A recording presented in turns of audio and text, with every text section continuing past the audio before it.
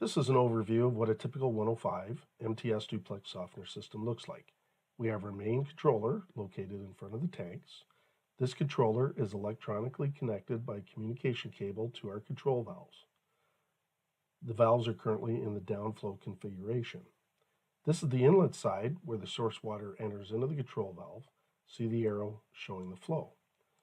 This cover with the 4 bolts that's positioned under the label stating upflow aspirator will need to be swapped out with the aspirator injector housing assembly that is located on the back side of the control valve.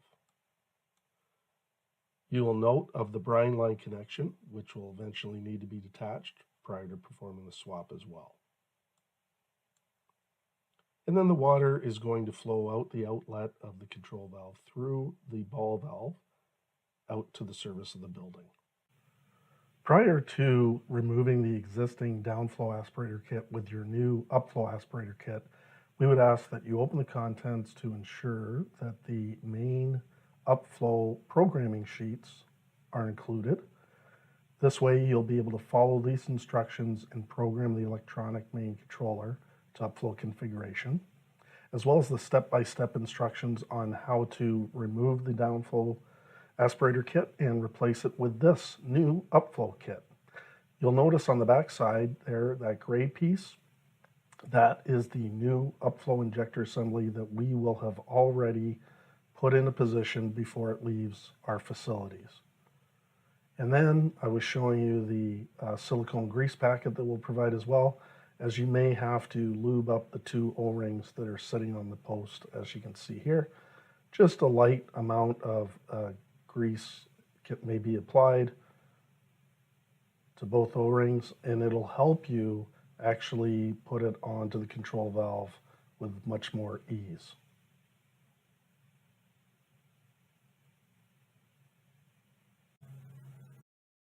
Isolate the softener from the service line by closing the valves located on the inlet side of the control valve, as shown here, as well as the outlet side of the control valve. We have now isolated the tank and it is in full bypass mode. Initiate a regeneration using the main controller. So start by pressing and holding the set reset button for about 3 seconds until it beeps. A screen will appear where you'll press the down arrow to highlight the word yes, and then press the set reset button to initiate a regeneration of the softener. You'll be hearing a clicking noise coming from the valve, which is fine as it is advancing to the backwash position. Once the valve arrives at backwash, let it count down 10 seconds and then press the set reset button, followed by the down button to advance it to the next cycle. You're going to hear the same clicking noise as the valve is advancing to brine draw. Once the valve arrives at brine draw, let it count down about 10 seconds and then press the arrow down button to advance it to fast rinse. Once the valve arrives at fast rinse, again, let it count down approximately 10 seconds and then press the arrow down button to advance it to the refill position. Once the valve arrives at refill, again, let it count down about 10 seconds and then press the arrow down to advance it back to service. You have now completed depressurization of that specific softener tank and control valve. Disconnect the communication cable from the bottom of the 105 power head. The power has now been turned off to this control valve. We now disconnect the brine line by removing the red clip from the aspirator housing and then pull the elbow containing the brine line flow control button away from the valve. Notice the red cage that contains the brine line flow control button as seen here. Please set the red clip and elbow connection aside for later reattachment to the aspirator. Disconnect the solenoid from the aspirator assembly by loosening the nut that is located on top of the solenoid and then set both the nut and the solenoid aside for later use. Please leave the wires attached to the solenoid.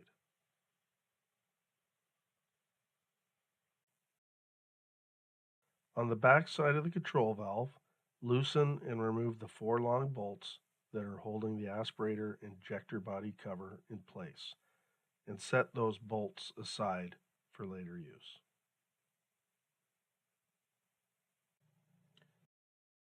Remove the aspirator and injector housing by wiggling it away from the valve body.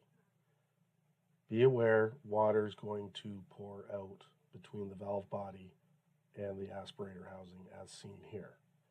Please be on the lookout for 2 O-rings and possibly a clear check ball. In this case, you'll see the O-ring on this contractor's finger. He caught it as it was pouring out from between the valve body and the aspirator housing. And the second O-ring is located right here. And just please make sure that they're both put into position on the back side of the aspirator housing. On the front side of the control valve, locate the upflow aspirator label and then remove the 4 short bolts that are securely capped to the valve body. Please set aside these 4 bolts for later use. Then pry away the end cap from the valve body. Please note, water is going to pour out, and keep your eyes open for 2 O-rings.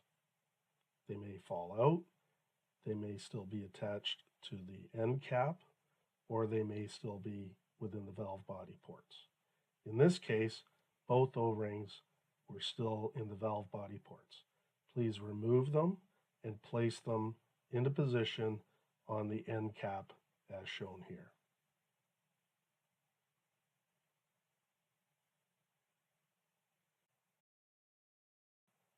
Take the cap that includes the 2 O-rings and the 4 short bolts that you just removed from the previous step and install the cap on the back side of the control valve where the label states downflow aspirator. We recommend the use of either a nut driver or screwdriver to hand tighten all 4 screws nice and snug. Please do not use a power drill to tighten the bolts. On the front side of the control valve, install the aspirator injector assembly that contains the new upflow injector set by using the 4 long bolts that you had set aside from step 6. Again, we recommend the use of either a nut driver or screwdriver to hand tighten all 4 bolts nice and snug. Please do not use a power drill to tighten the bolts. Place the solenoid valve back into position on top of the aspirator housing using the nut to tighten it into place.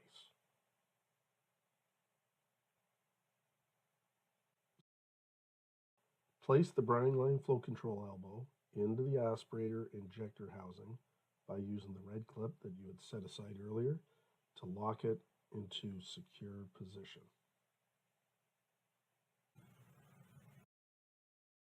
Reconnect the communication cable to the valve's power head.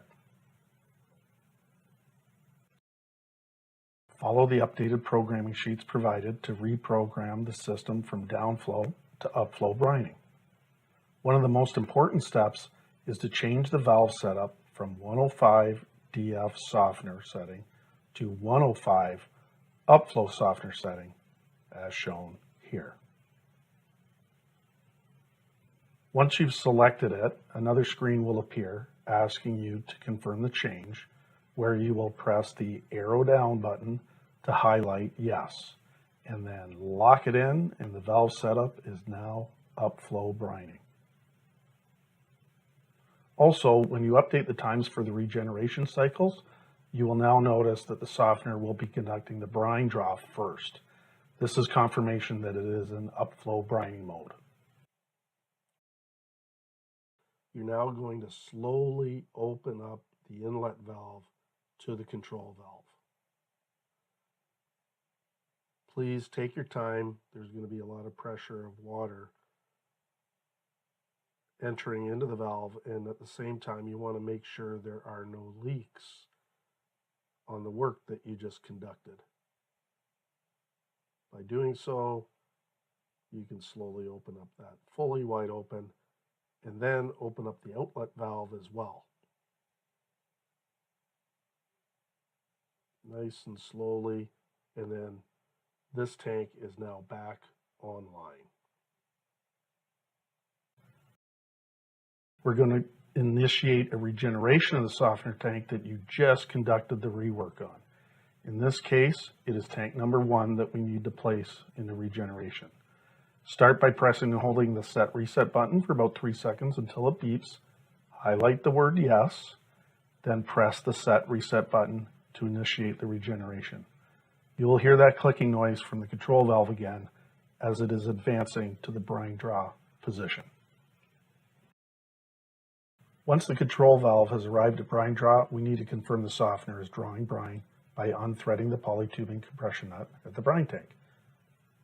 Then cover the open end of the tube with your finger for about 5 to 10 seconds and feel for suction.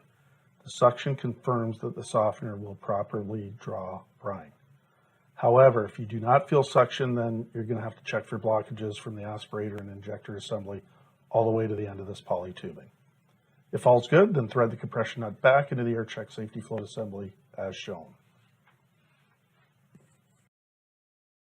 Once the upflow brine draw stage has been confirmed to be successful, you may either let the regeneration run its full course, or you may advance through the cycles back to the service position so that you may conduct the rework on the control valves, if applicable. Please note that if you decide to skip through the regeneration steps, please ensure to stay on fast rinse for the full cycle in order to remove any possible brine that may be inside the mineral tank. If you decide to skip through the regenerations, it is important to conduct a full regeneration later on that day to ensure that full capacity is restored for each mineral tank. If applicable, you may repeat these steps on subsequent control valves. In this case, we had already conducted the rework on control valve number 2, and this duplex softener system will now look like this with the aspirator injector assemblies positioned on the front of each control valve. Visit us at www.caniturewg.com or call us toll-free at 1-877-288-9888.